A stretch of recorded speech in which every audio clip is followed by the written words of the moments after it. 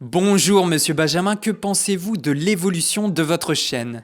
Eh bien écoutez, on est sur une croissance indéniable, sur une pente ascendante comme on dit dans le milieu, une autoroute sans péage, mais après de quoi est fait l'avenir, je ne peux pas le savoir. Mais j'ai envie de dire, l'important mon garçon c'est de pédaler, c'est de toujours conserver cette allure, mais c'est également important de jeter des petits regards sur les rétros pour savoir finalement d'où on vient et comprendre finalement tout le chemin qu'on a parcouru. Salut les artistes, vous êtes sur Derrière la caméra et aujourd'hui vous l'avez compris, on va tester de l'audio. J'ai le kit Rode-Link New Shooter avec le micro Rode Reporter. Ce ne sont pas des prêts et comme vous pouvez le voir sur ce plan, j'enregistre actuellement ma voix avec justement le Rode Reporter combiné au système Rode-Link HF.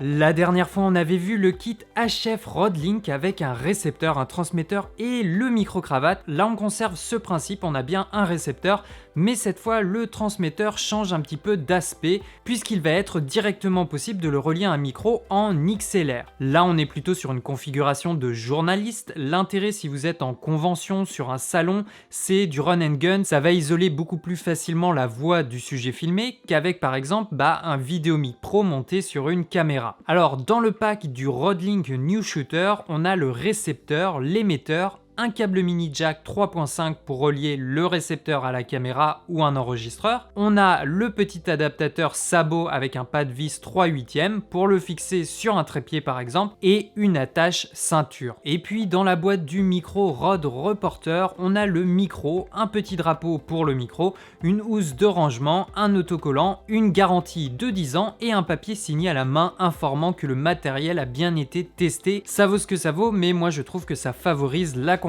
Alors, je vais reprendre chaque élément séparément. Le récepteur, si vous avez vu ma vidéo sur le kit Rode-Link, vous savez déjà comment ça marche. Et là, du coup, c'est sensiblement la même chose. On a un bouton d'alimentation avec le témoin lumineux. Quand il est vert, ça signifie que tout va bien. S'il clignote rouge, c'est que le son sature. Et quand il est rouge permanent, c'est que le boîtier a été muté. On a aussi un écran OLED qui va afficher le canal utilisé, le niveau de la batterie, y compris celui de l'émetteur, et l'état du signal. À côté, on a un bouton pour sélectionner le canal et un bouton pour muter directement l'émetteur et le transmetteur. Sur le côté, on a notre entrée mini jack et un port micro USB où on va pouvoir également alimenter le boîtier. Au dos, on a un petit bouton pour déverrouiller le couvercle. On accède ensuite à 3 positions pour l'atténuation et puis un petit bouton d'appairage pour connecter les deux boîtiers. Et si on pousse un peu plus bas le couvercle, on a l'emplacement pour les deux piles AA LR6. Le boîtier en lui-même pèse environ 190 grammes. Il est un peu plus imposant qu'un boîtier HF classique, mais par contre là, l'antenne est intégrée au boîtier, donc aucun risque de l'abîmer. Et puis ce boîtier peut tenir debout tout seul, ce qui n'est pas forcément le cas d'autres kit HF. Ensuite, on a l'émetteur. Celui-là est un peu différent de l'émetteur du kit Rode-Link avec donc le micro-cravate parce que celui-ci en fait dispose d'une connexion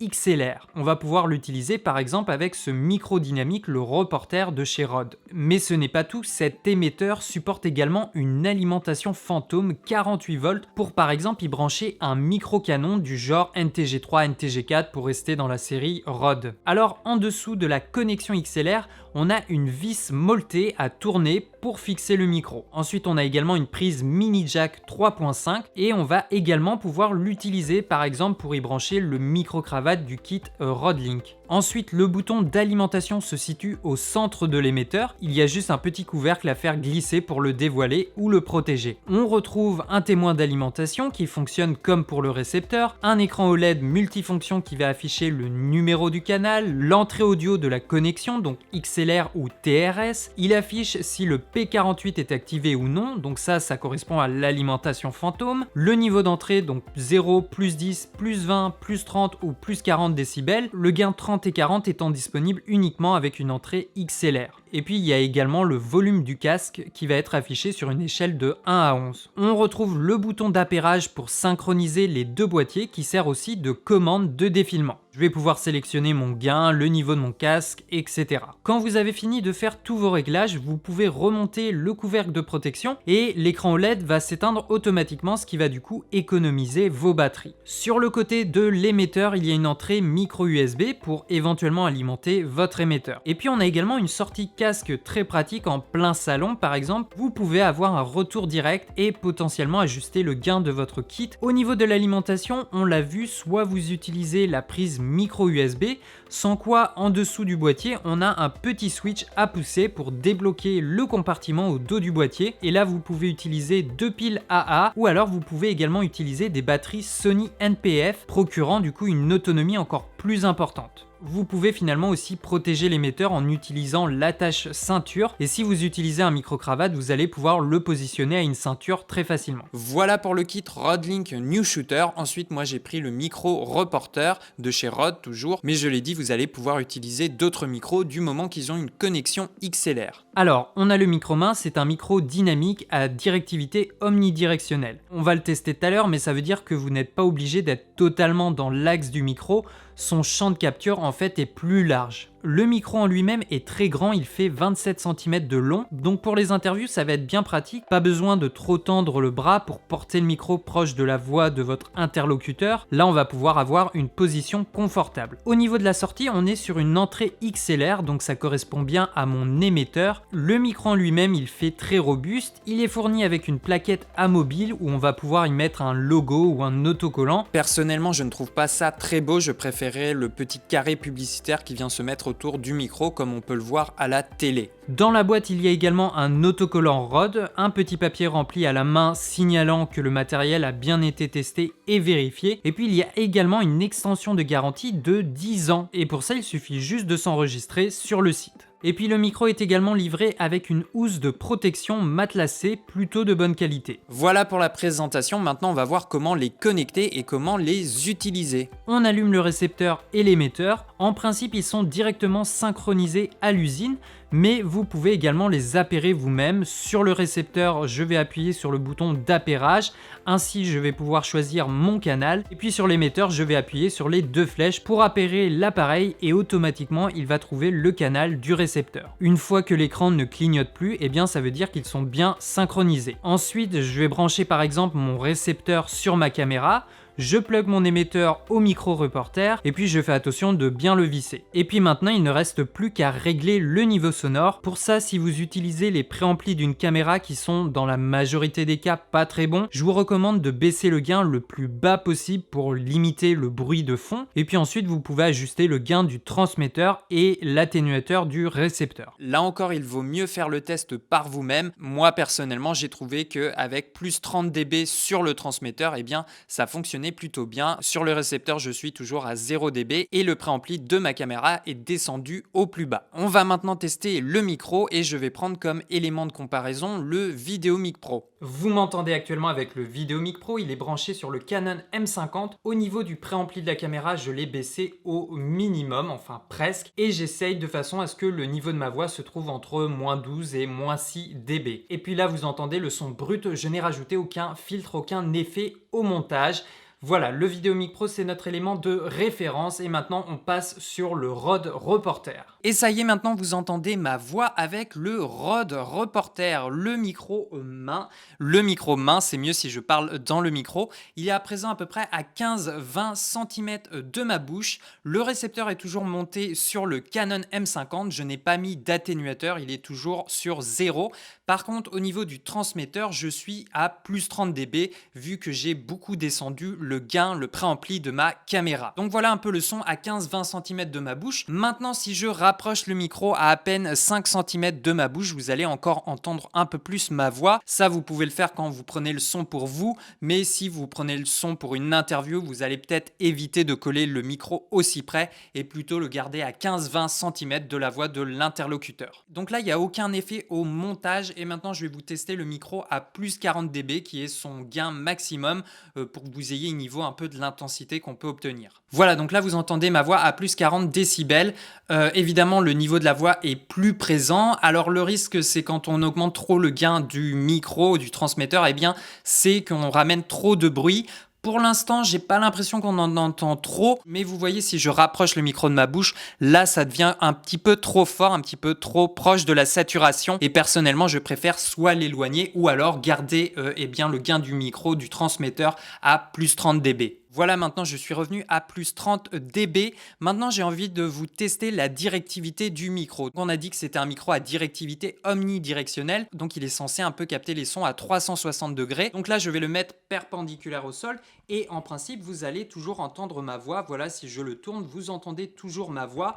Pareil, si je l'incline plutôt vers vous et que ma voix vient de derrière, en principe, vous l'entendez toujours. Mais là où la voix sera vraiment le mieux et où le timbre de la voix sera le meilleur, c'est quand il est orienté vers vous. Donc de manière générale, il vaut mieux l'orienter vers l'interlocuteur. Au niveau de la distance, je peux vous faire le test. Donc je suis toujours à 30 dB sur le transmetteur. Donc là, vous entendez ma voix à peu près 1 mètre du micro. Je suis à un petit mètre du micro. Là, le micro est à, on va dire, 30 cm de moi. Là, maintenant, il est à 15 cm de ma voix. Et là, vous l'entendez quand il est vraiment tout proche, à quelques centimètres de ma bouche. Et évidemment, c'est là où le timbre de la voix et le gain sera le meilleur pour le réglage que j'en ai fait, c'est-à-dire 30 dB. Si vous voulez l'utiliser de plus loin, il vaudra mieux être sur 40 dB. Mais n'oubliez pas, plus vous allez augmenter le gain et plus vous risquez de ramener du souffle, du bruit dans le fond de votre piste. Et ça, on préfère l'éviter. Mieux vaut avoir une piste clean dès lors du tournage et ensuite uniquement au montage, augmenter un peu le gain. Maintenant, je vous teste les bruits de manipulation parce qu'évidemment, c'est très important d'avoir un micro assez isolé. Donc là, quand je fais glisser ma main le long du micro, on l'entend un petit peu, on l'entend voilà.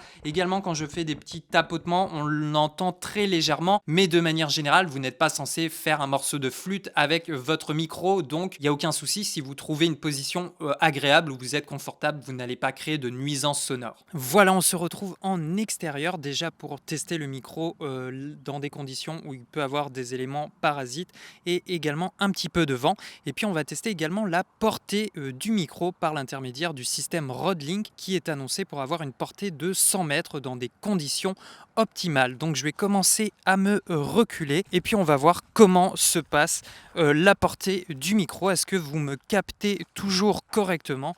En principe plutôt bien. Donc c'est aussi ça l'intérêt d'avoir un kit HF, c'est de pouvoir se balader peu importe la distance par rapport à la caméra. Alors si vous êtes dans une convention, un salon, un endroit où potentiellement il peut avoir pas mal de fréquences, là il vaudra peut-être mieux essayer de pas trop s'éloigner du récepteur. Mais voilà, déjà là je peux m'éloigner facilement et vous m'entendez toujours assez correctement. Et il y a un petit peu de vent, pas trop, mais il y a une petite brise et vous voyez, on entend toujours quand même assez bien ma voix. Voilà ce qu'il en est pour la portée du micro. Je reviens à la caméra. Donc là j'étais à plus 30 dB sur l'émetteur et puis je suis à 0 dB sur le récepteur. Je n'ai pas atténué le son et par contre sur la caméra, très important, comme les préamplis souvent sur ces petits réflexes, petits appareils hybrides sont assez mauvais, et bien j'ai baissé le préampli vraiment au plus bas de façon à avoir pas trop de bruit de fond et me revoilà revenu devant la caméra pour ce test. Sans quoi le système Rode-Link communique sur la gamme de fréquences 2,4 GHz cryptée en 128 bits, ce qui lui permet d'éviter la plupart des fréquences parasites. Et en plus, il émet sur 2 canaux différents et ensuite le système Rode-Link va toujours choisir le signal le plus puissant afin d'éviter au maximum des éléments parasites sur sa fréquence. Alors je ne l'ai pas encore essayé en convention ou dans des salons où potentiellement il y a vraiment du monde, il y a de la Wi-Fi, du Bluetooth, il y a plein de fréquences et potentiellement on a un trafic dense et donc on peut avoir du parasitage sur les fréquences. En principe, ce système est assez fiable, alors là il faudra peut-être pas trop non plus s'éloigner du récepteur, mais si jamais au cours de mon expérience je découvre que dans ces conditions là c'est un peu difficile, et bien évidemment je vous en ferai part dans un commentaire épinglé sur cette vidéo. Après, si vous avez tout essayé et que vous avez vraiment des soucis avec les fréquences, et bien vous pouvez en fait remplacer le kit HF par un enregistreur externe que vous pouvez brancher directement par connexion XLR et du coup vous allez enregistrer directement le son capté du micro et il n'y aura plus aucun souci de fréquence. Au niveau du prix, le kit Rode-Link New Shooter se trouve aux alentours de 349 €, ce qui est un peu plus cher que le système Rode-Link juste avec le micro-cravate. Mais là, l'intérêt, c'est qu'avec l'émetteur de ce pack qui reçoit la connexion XLR, eh bien, ça va élargir la gamme de micros que vous allez pouvoir utiliser. Je pense également aux micro-canons du style NTG3, NTG4 pour rester chez Rode. Et en plus, comme je vous l'ai montré dans la vidéo, il peut supporter l'alimentation fantôme. Donc ça, c'est intéressant. Et puis finalement, on peut tout aussi bien l'équiper d'un micro-cravate directement sur la prise 3.5. Donc il y a vraiment beaucoup de possibilités. Voilà, conclusion, je suis assez content de ce système Rode-Link combiné avec un micro main. Alors c'est clair que c'est pas la configuration que vous allez le plus souvent utiliser, mais dans le cadre de micro-trottoirs, d'interviews sauvages, sur des salons, des conventions où vous êtes en mode un peu run and gun, eh bien ça va être super utile. Pas besoin de déranger votre sujet pour l'équiper d'un micro-cravate. Non, là vous avez juste à tendre le micro et vous allez pouvoir enregistrer directement ce qu'il va vous raconter. Donc ça, c'est vraiment un gain de temps. Et puis en plus, ce genre de micro, ça va isoler beaucoup plus le son que si vous utilisez,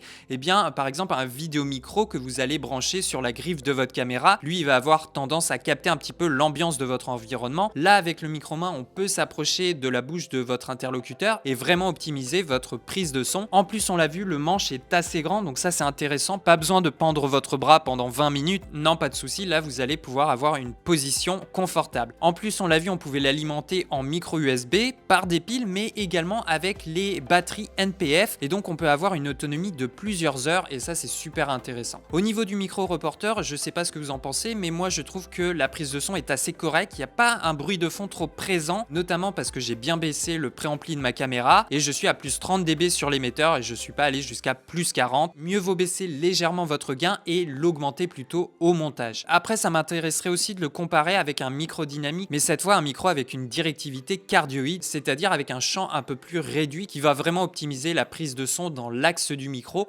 Là, on a une directivité omnidirectionnelle, mais là où la prise de son est la meilleure, c'est quand il est dirigé vers la source sonore. Et du coup, je pense qu'un micro avec une directivité encore plus directionnelle, ça peut améliorer encore plus la prise de son. Voilà pour ce combo Rode-Link New Shooter avec le micro reporter de chez Rode. C'est une combinaison qui va s'adresser, comme je l'ai dit, plutôt aux journalistes, à des personnes qui vont faire du micro-trottoir, de l'interview, mais également, pourquoi pas, à une vidéo YouTube, comme là je suis en train de le faire. Ça rajoute un petit style de présentateur, donc pourquoi pas. Voilà pour ce test de matériel audio. Les liens du produit sont dans la description. Et puis n'oubliez pas de soutenir la chaîne. Désormais, vous connaissez plutôt bien la routine. C'est la plus belle récompense que vous pouvez offrir à la chaîne et aux vidéos finalement. Et n'hésitez pas à partager la chaîne. On essaye d'atteindre les 10 000 abonnés avant la fin de l'année. Ça serait vraiment génial. Ici, derrière la caméra, ciao les artistes.